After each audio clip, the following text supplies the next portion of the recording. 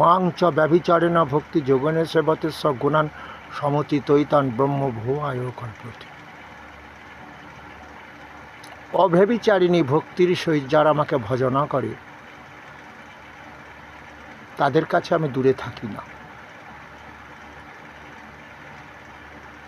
তারা আমার মধ্যেই থাকে এবং আমার ব্রহ্ম ভাবও তাদের দর্শন করায়। অর্জুন ব্রহ্মরূপ দর্শন করেছিল, মা যশোদা করেছিল। কেন?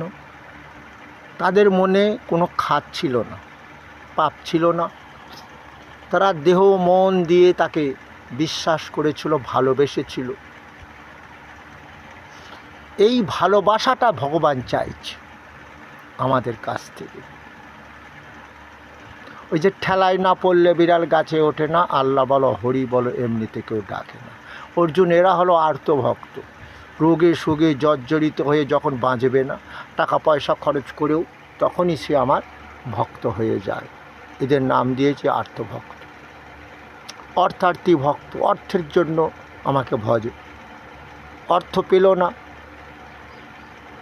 পাচ্ছে না, হয়তো গালা মন্দও করছে, এত ঠাকুর ডাকলাম কি হলো, ঠাকুর নেই।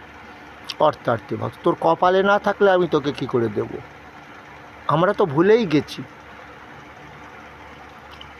কপালে নেই কো ঘি, ঠকঠকালে হবে কি? ঘি দিয়ে ভাত খাওয়ার মতো নেই অবস্থা আমার, তা হবে? এটা কিন্তু সাংঘাতিক কথা। তবে ভগবান এদেরও আশ্বাস দিয়েছে, কৃষ্ণ নাম ভজনে হয় জীবের পাপ মুক্তির কারণ। যে পাপ, শুধু তাই নয়, অনেক রোগ ভোগ করতে হয়। ডাল তরকারি সাধারণভাবে যদি খেয়েও যদি শরীর সুস্থ থাকে, সেটা কিন্তু আনন্দ লাভ করা যায়। কিন্তু দেহ দিয়ে রোগের ভোগ হয়েই যাচ্ছে, টাকা পয়সা থেকেও শান্তি মিলছে না, কত ভালো মন্দ খেতেও পারি না, লোভ হয়, বুঝলেন? যেমন আমাদের মৃত্যুর পর আত্মা ছেলে কত ভালো মন্দ খেতে দেয়, জীবিত থাকালীন খেতে দেয়নি, হয়তো মরে যাওয়ার পর লোক দেখানো খেতে দেয়, কিন্তু সে তো আসে আত্মা তো খেতে পাচ্ছে না, দেখে চলে যাচ্ছে।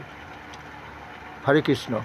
ওই জন্য অনেকে বলে নজর লেগেছে আত্মার, সেই জন্য মরা বাড়িতে খায় না। যাক, সে ভালো কথা।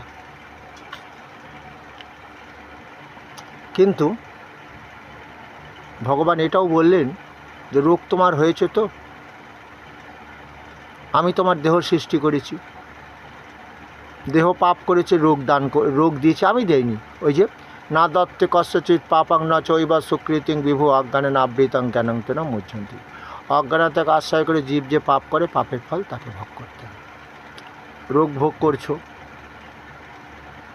রাজা দশরথ অন্ধমুনির পুত্র সিন্ধুকে হরিণ শিশু ভেবে হত্যা করেছিল, তার জন্য তাকে নরক যন্ত্রণা ভোগ করতে হয়েছিল।